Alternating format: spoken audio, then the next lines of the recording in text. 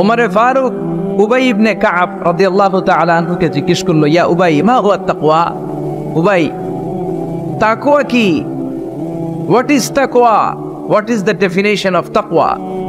উবাই ইবনে কাব প্রশ্নের উত্তর না করে ওমরে ফারুককে আবার প্রশ্ন করে বললেন, আমা সালাকতা তরিকান যা শাউক? হে আমিরুল মুমিনিন, আপনি কি কাঁটাযুক্ত কোনো রাস্তা দিয়ে, এমন রাস্তা যে রাস্তার ডানে বায়ে সামনে পেছনে ক্যাকটাসের গুলমলতা, খালি কাঁটা, এই কাঁটাযুক্ত কোনো রাস্তা দিয়ে কি আপনি কখনো হেঁটে যান নাই? ওমরে ফারুক বললেন, বালা, আমি হেঁটে গিয়েছি।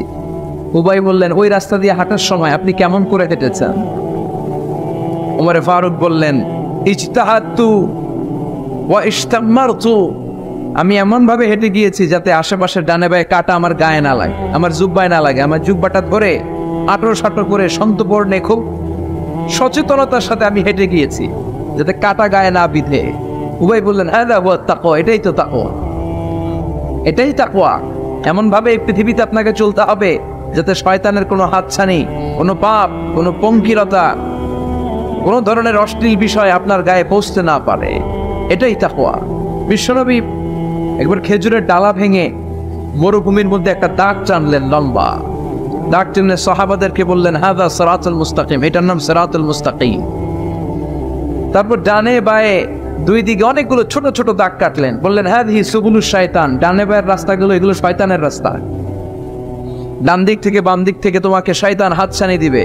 গানের কনসার্টে চলো, দুম্মা চলে ধুম দেখতে চলো, জুয়াবাজিতে চলো, নিষিদ্ধ পল্লীতে চলো, একটার পর একটা হাতছানি আপনাকে ডানে বায়ে সামনে থেকে পেছন থেকে আপনাকে গ্রাস করে ফেলতে চাইবে। কিন্তু মুমিন যখন সিরাতুল মুস্তাকিমের পথে একবার উঠেছে, এই পথটা শুরু হয়েছে দুনিয়া থেকে, এটার ওই প্রান্তে আছে জান্নাতুল ফেরদাউস, ঠিক কিনা?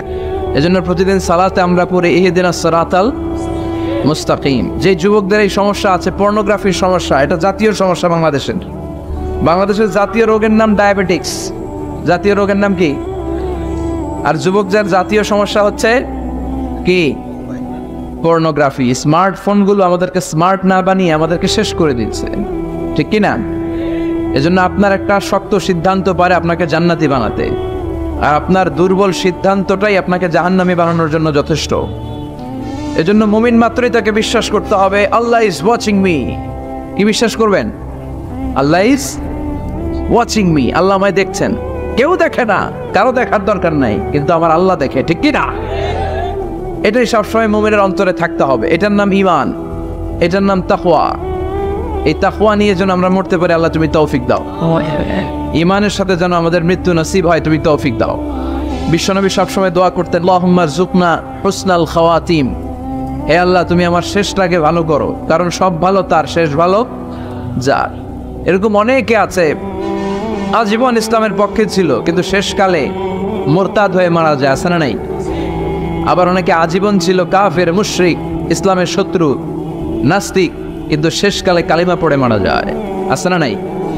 জিহাদের ময়দানে এক সাহাবা যুদ্ধ করতে করতে কাফির মুশরিকদেরকে কচুকাটা করে জাহান্নামে পাঠিয়ে দিচ্ছিলেন।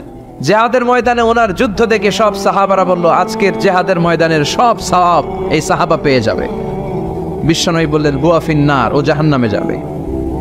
এক সাহাবী তো অবাক, এটা আবার কেমন কথা? জান মাল সব বাজি রেখে জিহাদের ময়দানে আল্লাহর দুশমনগুলোর একটার পর একটাকে শেষ করে দিয়ে জাহান্নামে পাঠিয়ে দিচ্ছে, আর এই মুজাহিদ ফি সাবিলিল্লাহ জাহান্নামে যাবে? How it's possible? এই সাহাবী পেছনে পেছনে লুকিয়ে লুকিয়ে দেখতে লাগলো যে আমি এটার শেষ দেখতে চাই। দেখতে দেখতে এক পর্যায়ে তিনি খুঁজে পেলেন যে সাহাবী কাফেরদের বিরুদ্ধে যুদ্ধ করতে করতে কাফেরদের বিশাল এক ঘাঁটির ভেতরে ঢুকে পড়েছে।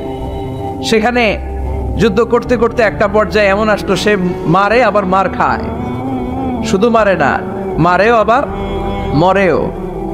মার খেতে খেতে হঠাৎ তার ডান হাতে এক কাফের এক কোপ মেরে তার ডান হাতটা কেটে ফেলে দিল। তাকে আহত অবস্থায় রেখে দিয়ে কাফেররা অন্যদিকে চলে গেল। এই ডান হাত থেকে ব্লিডিং হতে হতে এমন অবস্থা আর সহ্য হয় না, আর কিছুক্ষণ ওয়েট করলেই তার শাহাদাতের মৃত্যু। কিসের মৃত্যু? কথা বলে, আমাকে শহীদ করে সেই মিছিলে শামিল করে নিও, যে মিছিলের নেতা মীর হামজা, খোবায়ে বেখাপ্পাপ আল্লাহর কাছে ছিল অতি প্রিয়, শামিল করে নিও আমাকে শহীদ করে, সেই মিছিলে শামিল করে নিও। পড়েন আমিন। শাহাদাতের তামান্না যার অন্তরে থাকে না সে মুমিন হতে পারে না, সে মুনাফিক। মরতে তো হবেই, এজন্য আল্লাহর কাছে আমরা শাহাদাতের মৃত্যু চাই, ঠিক কিনা?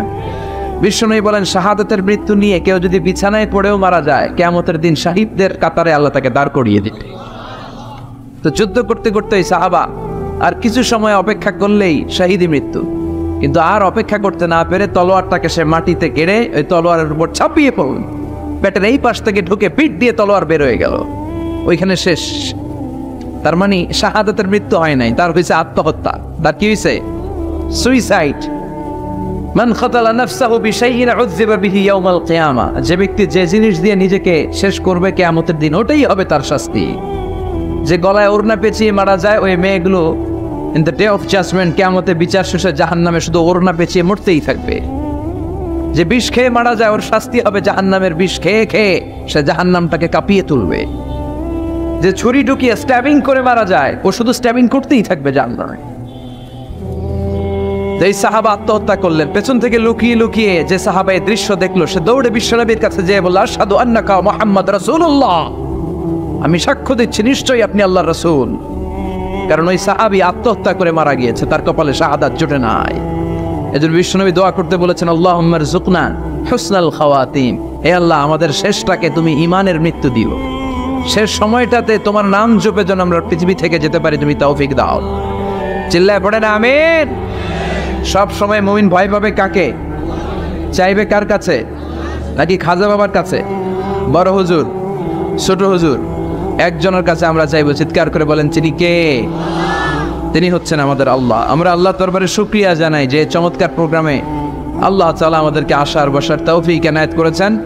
আসুন আমরা সবাই শুরুতে কালিমাতুশ শুকর উচ্চারণ করি। আমরা পড়ি আলহামদুলিল্লাহ। সবাই পড়েন রব্বানা লাকাল হামদ হামদান কাসীরান তাইয়িবান মুবারাকান ফীহি ইয়া রাব্বি লাকাল হামদু কামা ইয়ানবাগি লিজালালি ওয়াজহিকা ওয়া আযীমি সুলতানিকা। লাকাল হামদু বিল ঈমান, লাকাল হামদু বিল ইসলাম, লাকাল হামদু বিল কুরআন। আল্লাহ আজকের এই কথাগুলোকে, বলাটাকে, শোনাটাকে তুমি কবুল করো। আজকের মাহফিলটাকে তুমি আমাদের নাজাতের ওসিলা বানাও। আরো জোরে পড়ি আমিন। কালা কচুয়া, ধলা কচুয়া নাই এদিকে? ধলাও আছে। কালা কচুয়া, চাঁদপুরের দিকে আবার একটা আছে কচুয়া, না? কাজীমউদ্দিন খন্দকার উচ্চ বিদ্যালয়, আলহাজ আব্দুল হক খন্দকার মহিলা মাদ্রাসা ও ফারুকিয়া হাফিজিয়া মাদ্রাসা এতিমখানার উদ্যোগে 53তম বার্ষিক ওয়াজ ও দোয়ার মাহফিল। এদিকে 53 বছর বয়স হয়েছে এরকম মানুষই কম, হাতে গোনা কয়েকজন, ঠিক কিনা? 53 বছর ধরে এখানে কথা হয়, মাশাআল্লাহ। এই মাহফিলটা কিয়ামত পর্যন্ত এভাবে জারি থাক, আমরা চাই কি চাই না? আল্লাহ তুমি কবুল করো। স্থান হচ্ছে কাজীমউদ্দিন খন্দকার উচ্চ বিদ্যালয় ময়দান। সভাপতি আলহাজ মোহাম্মদ জামাল খন্দকার সাহেব। প্রধান অতিথি অ্যাডভোকেট আব্দুল মতিন খসরু সাহেব। আমাদের মাননীয় এমপি মহোদয়, সংসদ সদস্য কুমিল্লা 5, প্রেসিডিয়াম সদস্য বাংলাদেশ আওয়ামী লীগ ও সাবেক সফল মন্ত্রী আইন, বিচার ও সংসদ বিষয়ক মন্ত্রণালয়। অনেক নাম শুনেছি ওনার, দেখা হয় না। তো আজকে 2 ঘন্টা ধরে নাকি বসে আছে। আমিও আসছি দেরি করে। তারপরে এখানে একটা রেস্টুরেন্টে আমরা ডিনার করলাম। তো সবাই বারবার ফোন করে বলছিল যে এমপি সাহেব কিন্তু বসে আছে, বসে আছে। আমি ওনার নাম শুনেছি, উনি খুব ধর্মপ্রাণ একজন মানুষ। অনেকে আছে এই বড় বড় পদগুলো পেলে ইসলামকে ভুলে যায়, এরকম ডাকাত আছে না নাই? কিন্তু আপনাদের এমপি মহোদয় ইসলাম প্রিয়, ধর্মপ্রাণ, ইসলাম সম্পর্কে জানেও বেশি, মানেও বেশি। এবং বিভিন্ন মাহফিলে উনি যান, সেখানে যে দেদারসে বিভিন্ন জায়গায় ফান্ডিং করেন, সেখানে দান খয়রাত করেন। আমি নাম শুনেছি ওনারা অনেক। আল্লাহ ওনাকে ইসলামের জন্য তুমি কবুল কর, আমিন। যতদিন বেঁচে থাকেন ততদিন যেন ইসলামের সৈনিক হিসেবে এই বাংলার জমিনে কাজ করতে পারে, তুমি তৌফিক দাও। আমার আগে কথা বলেছে মোহাম্মদ বেলাল হোসেন হেলালি সাহেব, চমৎকার কথা বলেছেন, সুনিশ্চিত কোরআন থেকেই কথা বলেছেন। কথা বলেছেন শরীফুল ইসলাম সুলতানি সাহেব, আরো অনেকে কথা বলেছেন। যারাই কথা বলেছে কোরআন থেকে বলেছে, আর কোরআন থেকে কথা বললে ওটা ভালো হয়, ঠিক কিনা? ওইখানে ভেজাল থাকে না, কারণ এই কিতাবটা এমন কিতাব যেই কিতাবে কোনো ভেজাল নাই। আছে? কথা বলেন। আপনারা তো ঝিমায় পড়ছেন কেন? হ্যাঁ, আপনাদের আওয়াজের চেয়ে যে ট্রাক যে যায় ওটার আওয়াজ হতে বেশি। মুমিনের আওয়াজ হতে হবে ইমানের তেজে আওয়াজ, ঠিক কিনা? সবাই মিলে 3টা তাকবীর পড়েন। লিল্লাহি তাকবীর, লিল্লাহি তাকবীর, লিল্লাহি তাকবীর। আল্লাহ আজীবন যেন তোমার নামের বরত্বের ঘোষণা দেই। আমরা সব সময় তাকবীর দেই একজনের নামে, তিনি কে? আমাদের সব স্লোগানে কার নাম থাকে? হিন্দুরা পড়ে जो तो मिटाना चाहे जीवन का तृष्णा सुबह शाम बोल बंदे कृष्णा कृष्णा कृष्णा। ওরা বলে কৃষ্ণা কৃষ্ণা, আমরা বলি जो तो मिटाना चाहे जीवन का जाला सुबह शाम बोल बंदे अल्लाह अल्लाह अल्लाह। ঠিক কি না? আমাদের সব জায়গায় থাকে আল্লাহ আল্লাহ আল্লাহ। আমরা এই আল্লাহর নামে অন্তরে স্থান দিতে চাই। এই অন্তরটা এমন একটা জায়গা, বিশ্বনবী বললেন ইন্না ফিল জাসাদি মুদগা, নিশ্চয় দেহে একটা গোশতের টুকরা আছে, ইদা সালুহাত সালুহাল জাসাদু কুল্লু, দেহের এই গোশতের টুকরাটা যদি ভালো হয়ে যায় পুরো দেহটা ভালো হয়ে যায়। ওয়া ইন ফাসাদাত ফাসাদাল জাসাদু কুল্লু, দেহের এই গোশতের টুকরা যদি পচে যায়, খারাপ হয়ে যায়, পুরো দেহটা খারাপ হয়ে যায়। বিষ্ণু বললেন আলা ওয়াহিয়াল কলব, জেনে রেখো এই গোশতের টুকরাটার নাম হচ্ছে কলব। সেটার নাম কি? এই যে বাম স্তনের 2 আঙ্গুল নিচে থাকে, এটা এই জায়গায় আল্লাহ সেট করে দিয়েছেন কলব। আলা বিযিকরিল্লাহি তাতমাইন্নুল কুলুব, কোনো কিছু দিয়ে এই কলবের প্রশান্তি আসে না শুধুমাত্র আল্লাহর জিকির ছাড়া। এজন্য কলবের মধ্যে আল্লাহর জিকির বসাতে হবে। কি বসাবেন?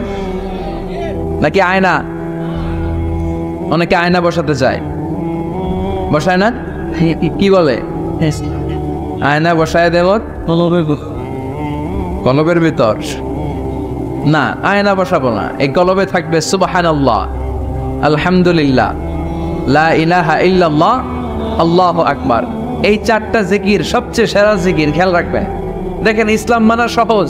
আমরা আজে বাজে জায়গায় যে আজে বাজে লোকদের কথা শুনে আমরা ভুল তথ্য পেয়েছিলাম এতদিন। ইসলাম মানাটা সহজ, একেবারে নিরেট, সোজা সাপটা, গোজামিল নাই।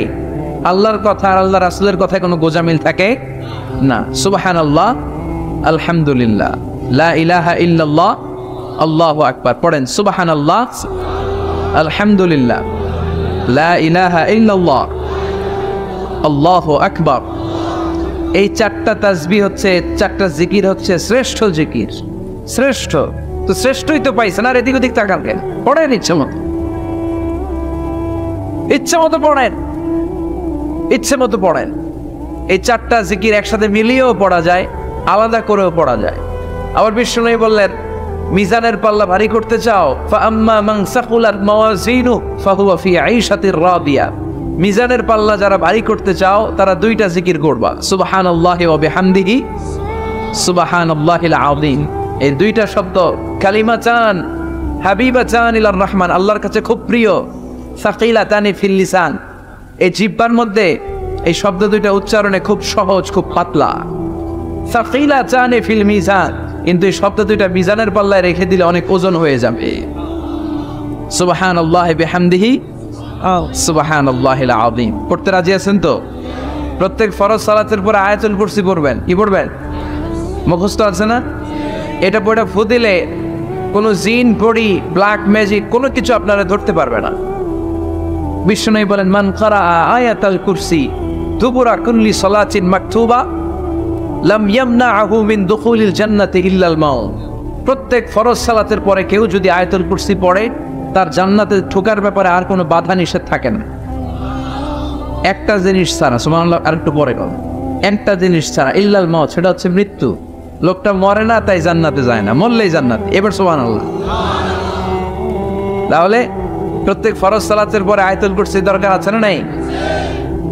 প্রত্যেক ফরজ সালাতের পরে সালাম ফিরিয়ে আওয়াজ করে পড়বেন আল্লাহু আকবার, 3 বার পড়বেন আস্তাগফিরুল্লাহ আস্তাগফিরুল্লাহ আস্তাগফিরুল্লাহ, সুবহানাল্লাহ 33 বার, আলহামদুলিল্লাহ 33 বার, আল্লাহু আকবার 34 বার, অথবা শেষে 3টা 33 বার পড়ে মিলাবেন লা ইলাহা ইল্লাল্লাহু ওয়াহদা লা শারীকা লাহুল মুলকু ওয়া লাহুল হামদু ওয়া হুয়া আলা কুল্লি শাইইন কাদির। আরেক বর্ণনা একটু বাড়ানো হয়েছে ইউহয়ী ওয়া ইউমীত ওয়া হুয়া আলা কুল্লি শাইইন। এগুলো পড়ে না, কোত্থেকে কি হাবিজাবি পড়ে ঈমান নষ্ট করে। এজন্য মুমিন হবে, মুমিন they work smart, they don't work hard. মুমিন স্মার্টলি কাজ করে, মুমিন কষ্ট করে কাজ করে না। সুবহানাল্লাহ কবেন না? মুমিন সুযোগ খোঁজে, মুমিন কাজ করে smartly. They don't work hard, they work smart, they work smart. তারা স্মার্টলি কাজ করে। আপনারা জানেন কাবা ঘরের 4টা কর্নার আছে। একটা কর্নারের নাম হচ্ছে রুকনুল হাজারিল আসওয়াদ, এটার নাম হচ্ছে ব্ল্যাক স্টোন কর্নার, যেখানে হাজরা আসওয়াদের পাথর আছে। এই পাথরটাতে চুমু দিলে জীবনের গুনাহ সব মাফ করে দেয় কে? এটা জান্নাতি পাথর। কিয়ামতের দিন এই পাথরকে আল্লাহ একটা জিহ্বা দিবে, ঠোঁট দিবে, 2টা চোখ দিবে, আর কিয়ামতের দিন আল্লাহর সামনে দাঁড়িয়ে এসে সাক্ষ্য দিবে যে আল্লাহ তোমার এই বান্দা মানে চুমু দিয়েছিল, এ দিয়েছিল, এ দিয়েছিল, এদের সবাইকে মাফ করে দাও।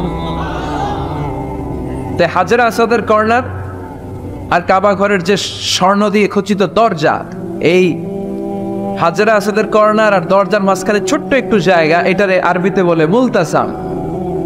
আমার সাথে সাথে পড়েন, এটারে আরবিতে কি বলে? ইলতাসামা ইয়ালতাজিমু ইলতিসামান। মুলতাজিব মুলতাসাম মানে হচ্ছে যেটার সাথে লেগে থাকা হয় সব সময়। সাহাবারা এই জায়গাটার সাথে লেগে থাকতেন, পেট লাগিয়ে, গাল লাগিয়ে, চোখ লাগিয়ে, মুখ লাগিয়ে কাঁদতেন আর দোয়া করতেন। আর এই জায়গায় পেট লাগিয়ে, শরীর লাগিয়ে দোয়া করলে ওই দোয়া আল্লাহ ফিরিয়ে দেয় না। কিন্তু ওই জায়গায় দোয়া করার চান্সও এত সহজে পাওয়া যায় না, ধাক্কা ধাক্কি যুদ্ধ করতে হবে আপনাদের। তো এক মাওলানা চান্স পাইছে ওইখানে, অনেক ধাক্কা ধাক্কি করে খাইয়া দেয়া শক্তি কইরা ধাক্কা ধাক্কি, পাকিস্তানি পাঠানি যেগুলো আছে 8-10টা পাঠান একসাথে দাঁড়ালে ওগুলার জ্বালায় কিছুই করা যায় না। এইভাবে তাকাইতে হয় ওদের দিকে, তাকাইলে আপনার টুপি পরে যাবে পিছনে। ইয়া উচুল। তো মাওলানা অনেক ধাক্কা ধাক্কি করে কোন রকম ওই মুলতাজামে হাত লাগাইতে পারছে। এখন আবার তো আরেক ধাক্কায় ওই যে চলে যাবে, কোনো হিসাব নাই।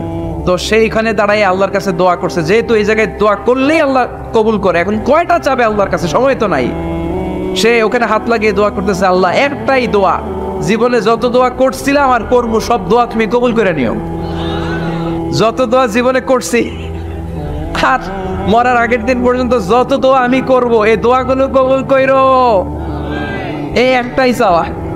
আর কিছু চাইলাম না তোমার কাছে। তো কিছু বাকি রাখছে? কথা বলেন।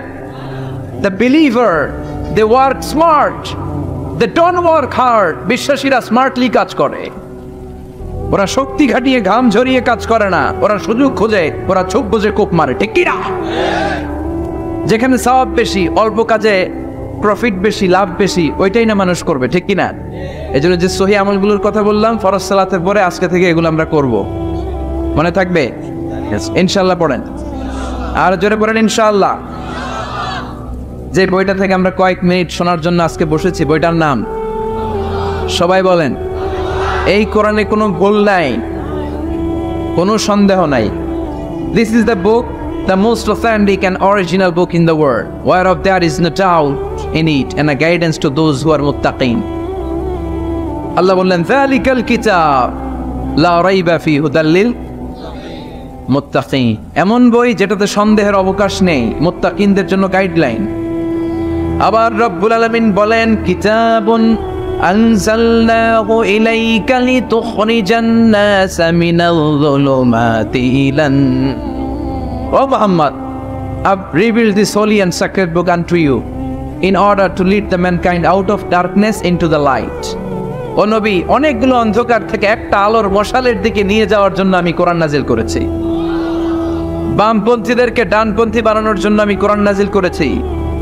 জাহান্নামীগুলারে জান্নাতি বানাতে আমি কোরআন নাজিল করেছি। সুবহানাল্লাহ পড়েন। ওই কোরআন থেকে আজকে আমরা কথা শুনবো, পড়েন ইনশাআল্লাহ। আমি আপনাদের খেদমতে আল কোরআন আল কারীমের 30তম পারার 112তম সূরা, খুব ছোট্ট একটি সূরা, সাইজে ছোট্ট হলেও ফজিলতের শেষ নাই, এই সূরার বরকতের শেষ নাই। এ সূরার ইম্পর্টেন্স, সিগনিফিক্যান্স, স্ট্যাটাস এগুলো শেষ নাই। অনেক ছোট ছোট জিনিসকে আমরা উপেক্ষা করি, আমরা গুরুত্ব দিতে চাই না, কিন্তু আসলে এটার গুরুত্ব যে কত বেশি আমরা বুঝি না। সূরাতুল ইখলাস হচ্ছে ওই রকম একটি সূরা যেটাকে আমরা গুরুত্ব দেই কম, আসলে অনেক গুরুত্বপূর্ণ। সুবহানাল্লাহ পড়েন। এমন একটা সূরা যে সূরাটা সবার মুখস্থ আছে, মুখস্থ নাই কার কার একটু হাত তোলেন। সবার মুখস্থ আছে না? আলহামদুলিল্লাহ পড়েন। তো এই সূরাটা থেকে কিছু কথা আজকে আমরা শুনবো, শিখবো, জানবো আমলের নিয়তে। নিয়ত খালেস করেন, ইন্নামাল আ'মালু বিন্নিয়াত। সব কাজের প্রতিফল দেয়া হবে নিয়তের উপর বেস করে, বেসড অন ইউর ইন্টেনশন। আপনার কি ইচ্ছা ছিল, এজন্য সব কাজ করার আগে নিয়তটাকে খালেস করবেন। নামাজে দাঁড়ানোর আগে যদি নিয়তে গোলমাল থাকে নামাজ হবে? কথা বলেন। আপনি যদি লোক দেখানোর জন্য সালাত পড়েন হবে? মানুষে আপনারে আলহাজ ডাকবে, এজন্য যদি হজ করেন কবুল হবে? এরকম হাজি আছে না নাই? আলহাজ না ডাকলে চেত্যা ওঠে, আছে না নাই? তো আপনি চেতেন কেন? আপনি কি আলহাজ শোনার জন্য হজ করছেন? হজ করেছি কার জন্য? আতিমুল হাজ্জা ওয়াল উমরাতা লিল্লাহ। আল্লাহ শব্দ চুজিংটা দেখছেন? আল্লাহ রুচি দেখেছেন? লিল্লাহ আল্লাহ যোগ করে দিয়েছে, আতিমুল হাজ্জা ওয়াল উমরাতা লিল্লাহ। হজ এবং উমরা করবে শুধুমাত্র একজনকে খুশি করার জন্য। তিনি কে? এটার নাম ইখলাস। সবকিছু আল্লাহর জন্য করতে চাওয়া, এটার আরবি নাম হচ্ছে ইখলাস। আরবি নাম কি? আর এই ইখলাস নামে আল্লাহ কোরআন একটা সূরাই দিয়ে দিয়েছে। সুবহানাল্লাহ। কোরআনে যত সূরা আল্লাহ দিয়েছে প্রত্যেকটা সূরার নাম কোরআনের ওই সূরার ভেতরকার কোনো আয়াত থেকে বা শব্দ থেকে নেওয়া হয়েছে, কিন্তু এই সূরাটা এই সূরার ভেতরকার কোনো শব্দ থেকে এটার নামকরণ হয় নাই। সূরাতুল ইখলাসের ভিতরে আল ইখলাস শব্দটা আছে, এটা একটা সূরা। আর একটা সূরা আছে যেই সূরার নামকরণ ওই সূরার কোনো শব্দ থেকে নেওয়া হয় নাই, সেটা হচ্ছে সূরাতুল ফাতিহা। আল ফাতিহা শব্দটা সূরা ফাতিহার 7 আয়াতের কোথাও আছে? সূরাতুল ইখলাস আন্তরিকতার সূরা, দ্য সূরা অফ সিনসিয়ারিটি। তো এই জন্য শুরুতে নিয়ত খালেস করে নেন যে যা আজকে আমরা শুনবো আমলের নিয়তে। ইনশাআল্লাহ পড়েন, আল্লাহ তুমি কবুল করো।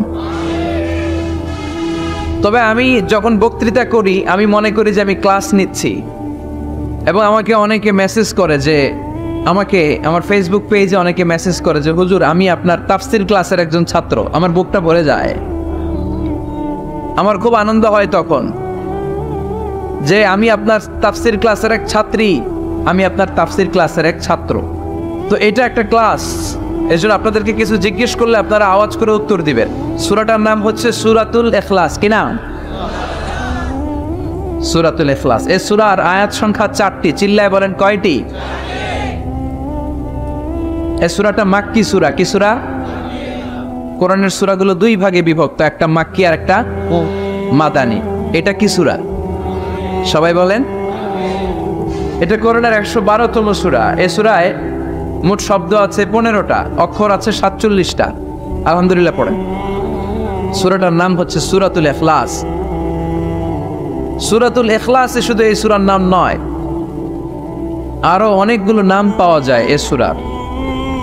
তন্মধ্যে একটি নাম হচ্ছে সূরাতুত তাওহীদ। সূরাতুল ইখলাসের অপর আরেকটি নাম হচ্ছে সূরাতুত তাওহীদেরি মুর্শিদ আমার মুহাম্মাদের নাম বলো, মুহাম্মাদের নাম। আল্লাহর নাম জপলে বুঝতে পারি আল্লাহরই কালাম বলো, মুহাম্মাদের নাম। ওই নামেরই রশি ধরে যাই আল্লাহর পথে, ওই নামেরই ভেলায় চড়ে ভাসি নূরের স্রোতে। ওই নামের বাতি জেলে দেখি আরশের মুকাম বলো, মুহাম্মাদের নাম। পড়েন। তাওহীদেরি মুর্শিদ আমার মুহাম্মাদের নাম বলো, মুহাম্মাদের নাম। আল্লাহর নাম জপলে বুঝতে পারি আল্লাহরই কালাম বলো, মুহাম্মাদের নাম। সুবহানাল্লাহ পড়েন। এই সূরার একটা নাম হলো সূরাতুত তাওহীদ। কি নাম? সবাই বলেন। সূরাতুত তাওহীদ। কি নাম? তাওহীদের সূরা। তাওহীদ মানে একত্ববাদ। Oneness of God, oneness of creator, আমাদের স্রষ্টা যে একজন, সেটাকে আরবিতে বলে তাওহীদ। আমরা এক আল্লাহ কেন্দ্রিক সব কাজ করি। আমরা নামাজের সময় ডাকি কারে? আজানের সময়, একামতের, জবাই, কোরবানি, স্লোগান, সবকিছুতে কান্না, এটার বলে তাওহীদ। আর এই তাওহীদের বিপরীত হচ্ছে শিরক, আল্লাহ ছাড়া অন্য কারো কাছে হাত পাতা। আল্লাহর সামনে মসজিদে যে মাথা না নুইয়ে মাজারে যে মাথা নত করে বাবার কাছে চাওয়া, আছে না নাই? দয়াল বাবা রে দয়া করো আমারে, দয়াল খাজা রে দয়া করো আমারে, আছে না নাই? বাবা খাজা কেউ দয়া করতে পারে না, দয়া করার মালিক কে? আল্লাহ। এজন্য বলতে হবে দয়াল আল্লাহ রে দয়া করো আমারে। পড়েন, দয়াল আল্লাহ রে দয়া করো আমারে। মৃত ব্যক্তির কাছে কিছু চাওয়া যায় না, খেয়াল করে শুনবেন। আল মাইয়িতু ফিল কবর কাল গারিকু ফিল বাহর। সাঁতার না জানা ব্যক্তি সাগরে পড়ে গেলে যেমন অসহায়, কবরে চলে গেলে মানুষটা এরকম অসহায়, সে চেয়ে থাকে আপনারা কি পাঠাইবেন, আপনারা তার জন্য কি পাঠান, এটার জন্য সে ওয়েট করে। সে কিছু পাঠাতে পারে না, সে আপনার বিপদ থেকে উদ্ধার করতে পারে না, সে আপনার মনের আশা পূর্ণ করতে পারে না। আপনার মনের আশা পূর্ণ করতে পারে শুধু একটা সত্তা, চিল্লায় বলেন তিনি কে? এটার নাম তাওহীদ। এটার নাম কি? এজন্য খাজা বাবার দরবারেতে কেউ ফিরে না খালি হাতে। এগুলো বলবেন কখনো? কেউ ফিরে না খালি হাতে, খাজারে তোর দরবারেতে, বলে না? এটা কি সত্যি? কত দরবার থেকে কত লোক খালি হাতে ফিরে। দামি ঘড়ি পরে গেছে, ঘড়ি চুরি হয়েছে, এখন খালি হাতে ফিরে। পকেট ভর্তি টাকা নিয়ে গেছিল, টাকা চুরি হয়ে যায়, খালি পকেটে ফিরে, আছে না নাই? এক দরবার থেকে কেউ কোনোদিন খালি হাতে ফেরে না। চিৎকার করে বলেন দরবারটা কার? কেউ ফিরে না খালি হাতে, আল্লাহ রে তোর দরবারে দে। পড়েন, কেউ ফিরে না। মনে থাকবে? এটার নাম তাওহীদ, এটার নাম। আর এর বিপরীত হচ্ছে শিরক। বিপরীত কি? ইন্নাল্লাহা লা ইয়াগফিরু আন ইউশরাকা বিহি ওয়া ইয়াগফিরু মা দুনা যালিকা লিমান ইয়াশা। আল্লাহ বলেন তিনি সব গুনাহ মাফ করে দিতে পারেন, সব গুনাহ তিনি ক্ষমা করে দেন, সব পাপ তিনি মার্জনা করে দেন, শুধুমাত্র শিরকের পাপ ছাড়া। কোন পাপ ছাড়া?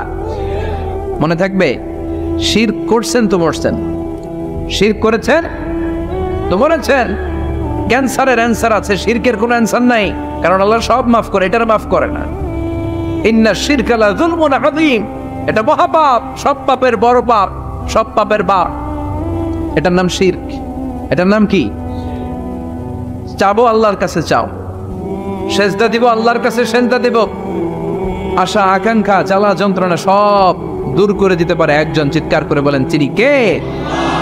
বিশ্বনবী বলেন হাদিসে কুদসিতে আল্লাহ ফরমান, কিয়ামতের কঠিন ময়দানে পাহাড় পরিমাণ গুনাহ নিয়ে, সাগরের অথই জলরাশি পরিমাণ গুনাহ নিয়ে, ও বান্দা যদি তুমি আমার কাছে হাজির হয়ে যাও, ওই গুনার মধ্যে যদি শিরকের কোনো গুনাহ না থাকে, তাহলে আমি আল্লাহ পাহাড় পরিমাণ, সাগরের জলরাশি পরিমাণ ক্ষমার দয়া নিয়ে তোমার কাছে হাজির হয়ে যাব।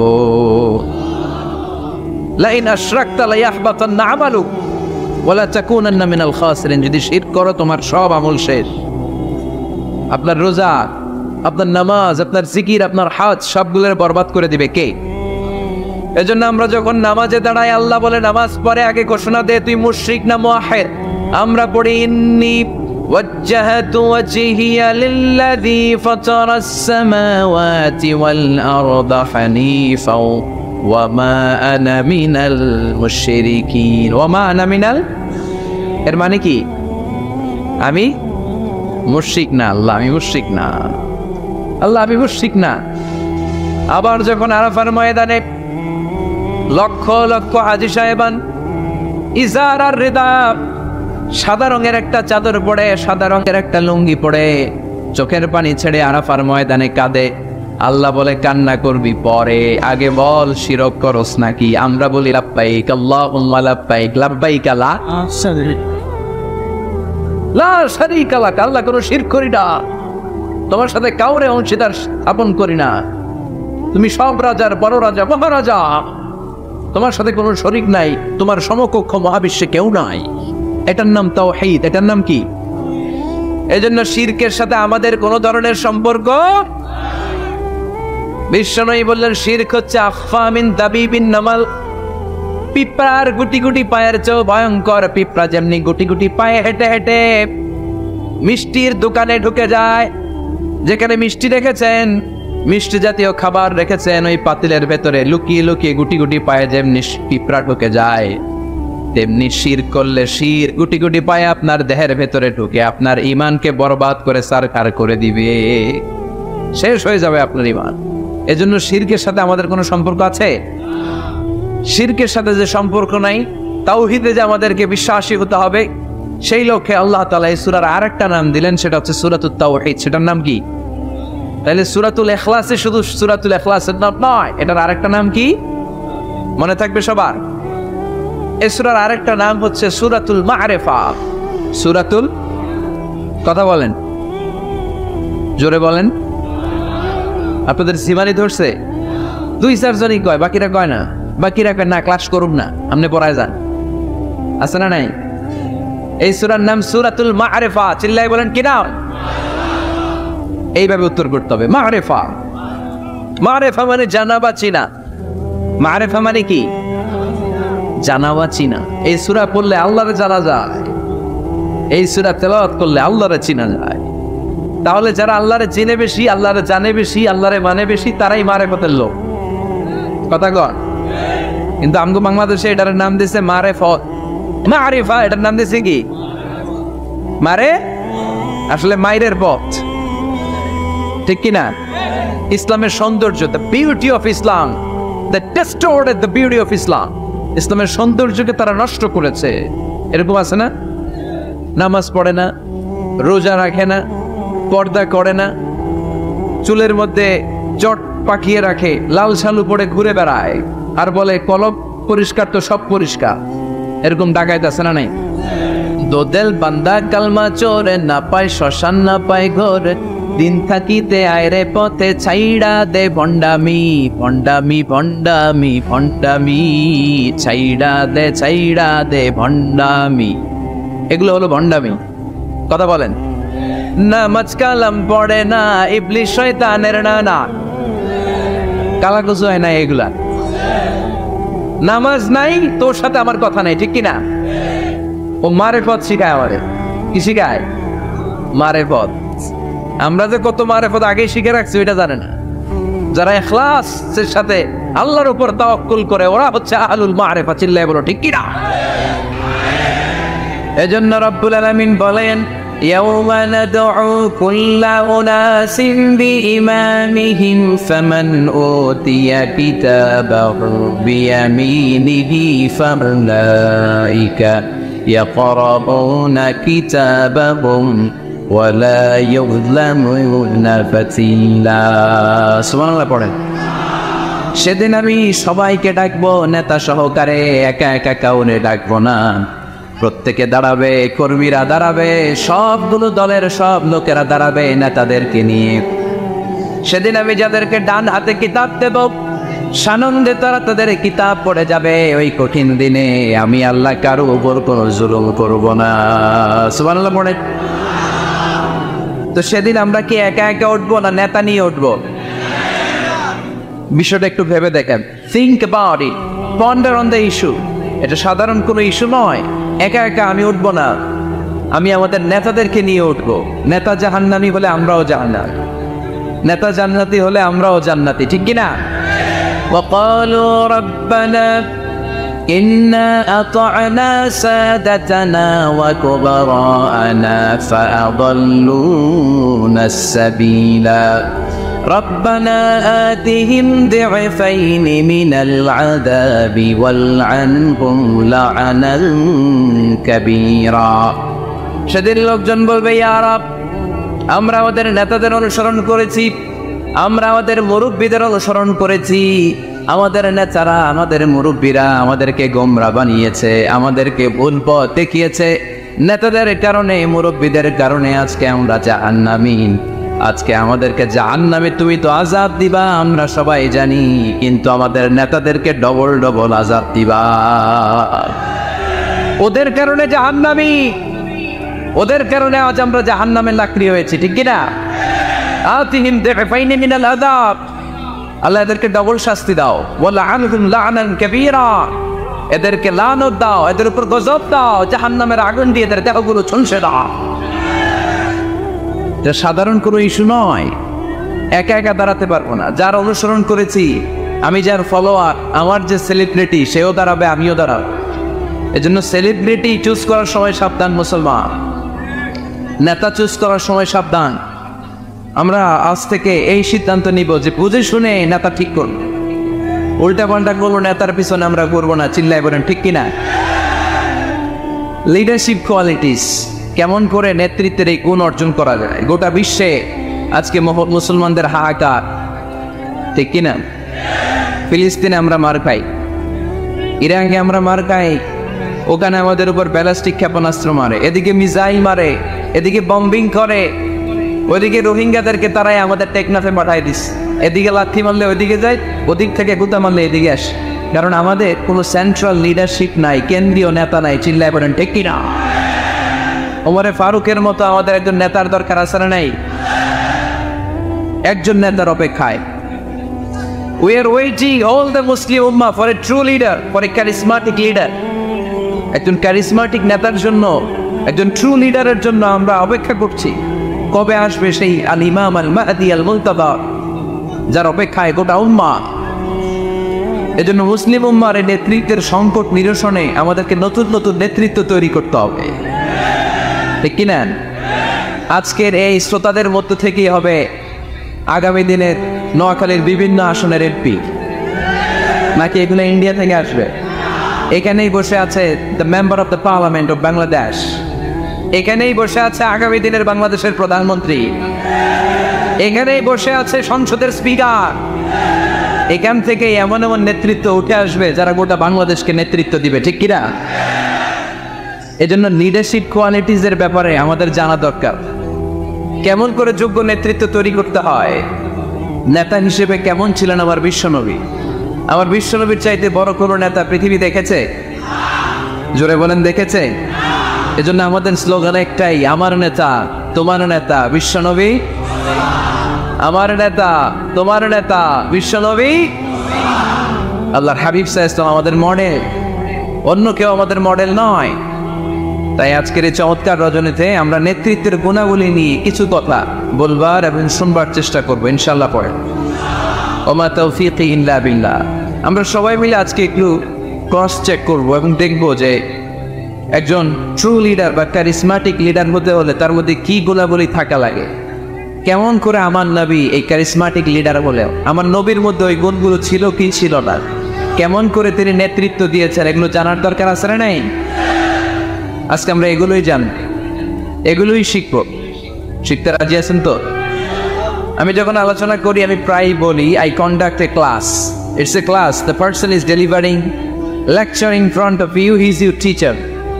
একটু আগে আমাদের সকলের প্রিয় শ্রদ্ধাভাজন মহাদিস রফিকুল্লাহ আফসারি ভাই ছিল আমাদের শিক্ষক, আমরা সবাই ছিলাম ওনার ছাত্র, ঠিকই না? এখন আল্লাহ তাআলা আমাকে একটু কথা বলার সুযোগ করে দিয়েছেন, আমি হয়ে গেলাম শিক্ষক, বাকি আমরা সবাই ছাত্র, ঠিকই না? তো শিক্ষক যখন ছাত্রদেরকে প্রশ্ন করে তখন ছাত্ররা কি করে? প্রশ্নের উত্তর দেয়, তাই না? আমি প্রশ্ন করলে আওয়াজ করে উত্তর দেওয়া যাবে তো?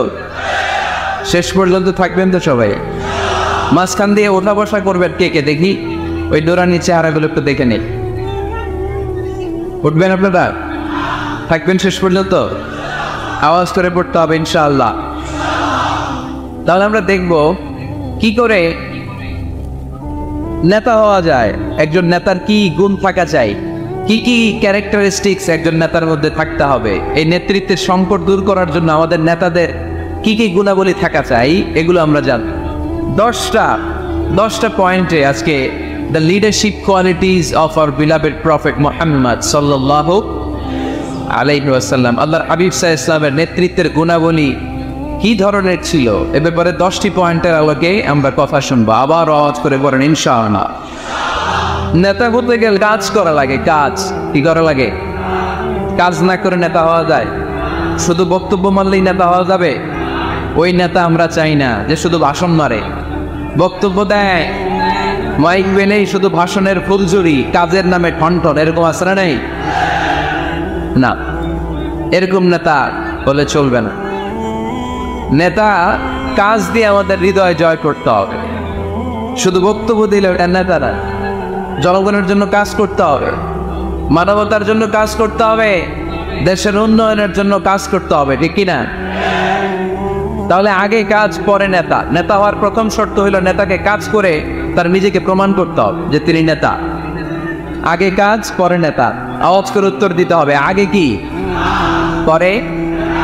জোরে বলেন সবাই, আগে কি পরে নেতা। To serve before to lead. I repeat, আমি আবারও বলছি, to serve before to lead. Lead দেওয়ার আগে আগে সার্ভিস দিতে হবে। সাইয়্যিদুল কওমি খাদিমুহুম। জাতির লিডার যিনি হবেন, সাইয়্যিদ যিনি হবেন, তিনি আগে সার্ভিস দিবেন, জাতির খাদেম হবেন। খেদমত ছাড়া, কাজ করা ছাড়া জাতির নেতা হওয়া যায় না। আমরা যদি আল্লাহ রাসূল সাল্লাল্লাহু আলাইহি ওয়াসাল্লামের জীবনের দিকে তাকাই তাহলে দেখবো উনি আগে কাজ করেছেন, নেতা হয়েছেন অনেক পরে। আল্লাহর ইলমে তিনি নবী অনেক আগে, কিন্তু অফিশিয়ালি নবুয়ত পেয়েছেন 40 বছর বয়স। কত বছর বয়সে?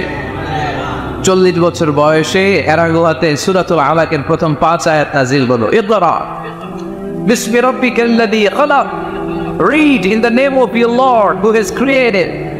বলো তোমার প্রভুর নামে যিনি তোমায় সৃজন করেছেন। এই 5টা আয়াত নাযিল হওয়ার সাথে সাথে এই বিশ্বনবীর গায়ে কাঁপুনি চলে এলো, জ্বর চলে এলো, অন্তর কাঁপতে শুরু করলো।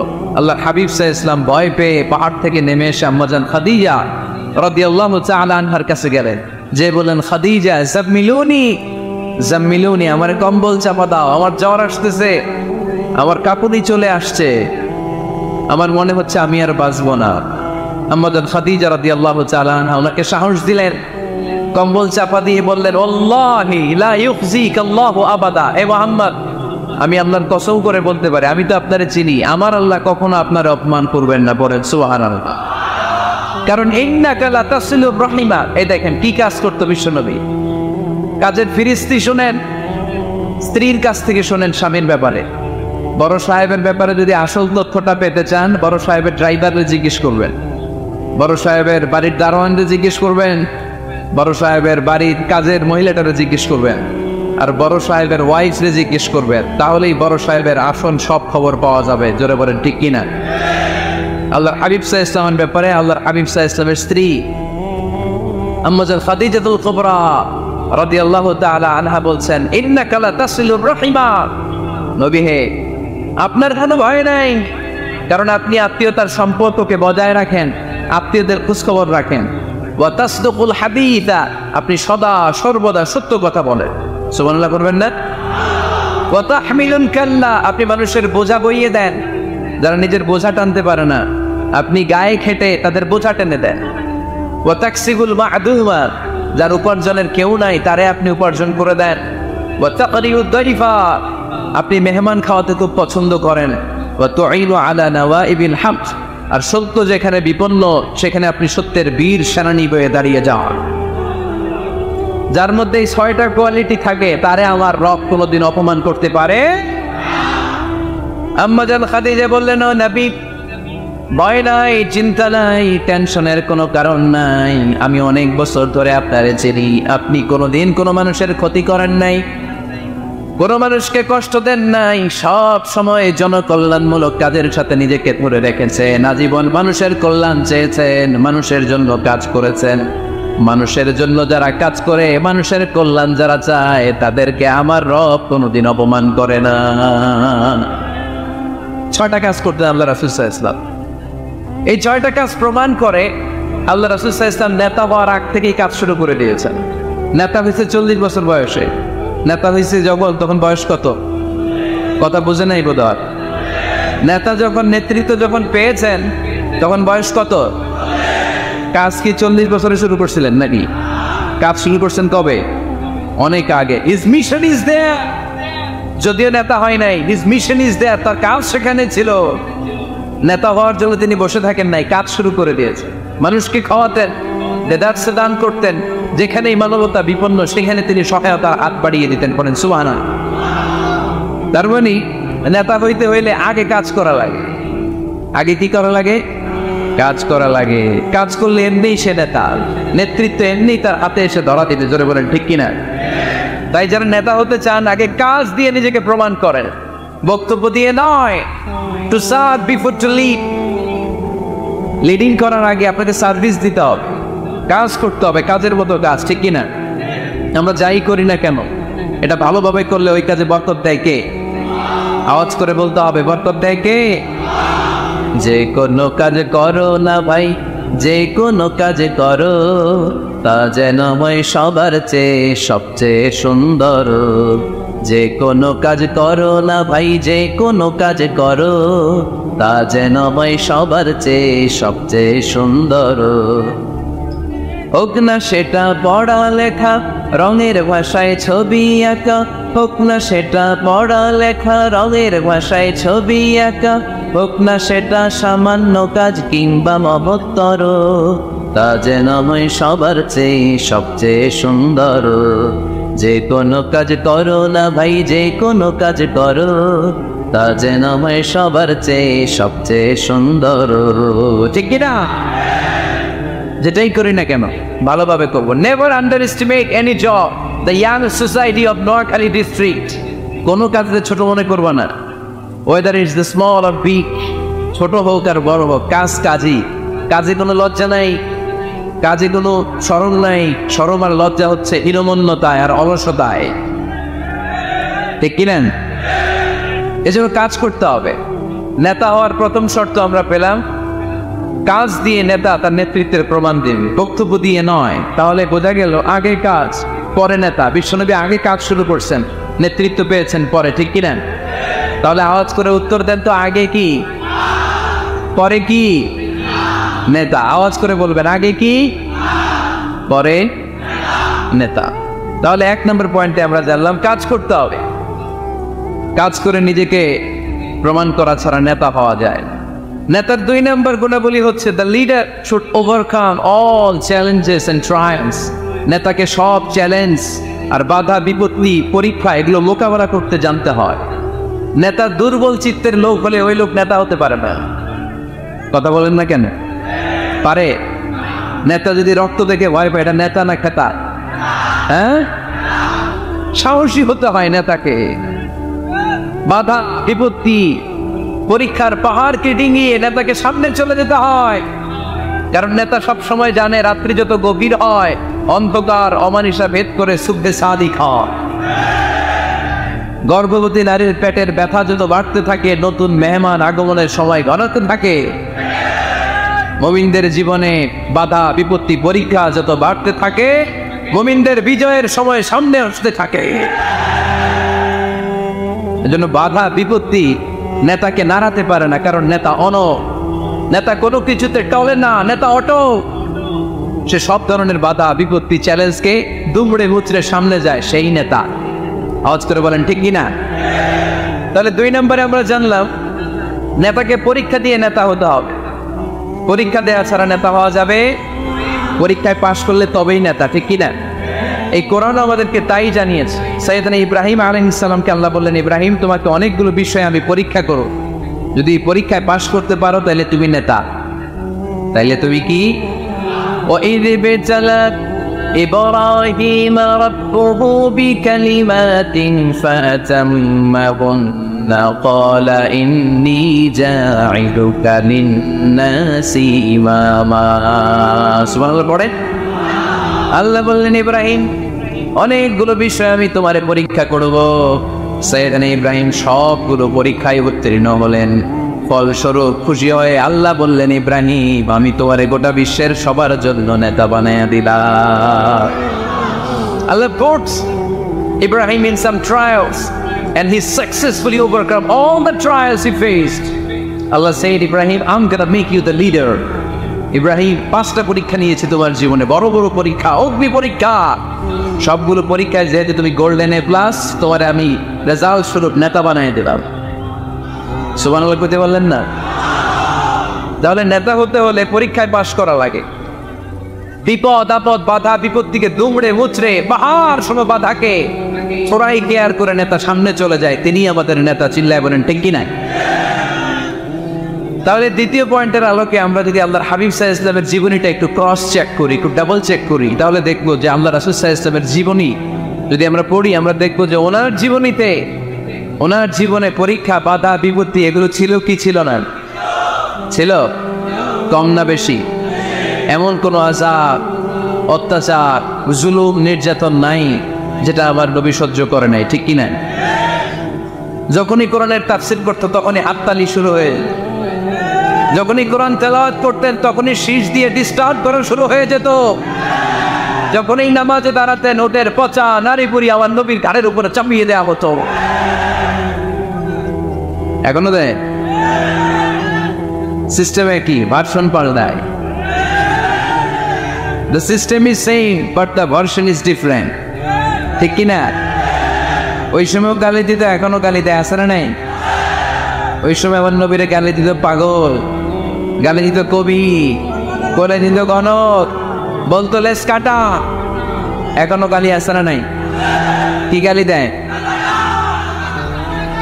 রাজাকার। হ্যাঁ, রাজাকারের লিস্ট নিয়েও কিলাকিলি দেশে আছে না নাই? তো গালি আছে, এখনো আছে, এখনো দেয়। তবে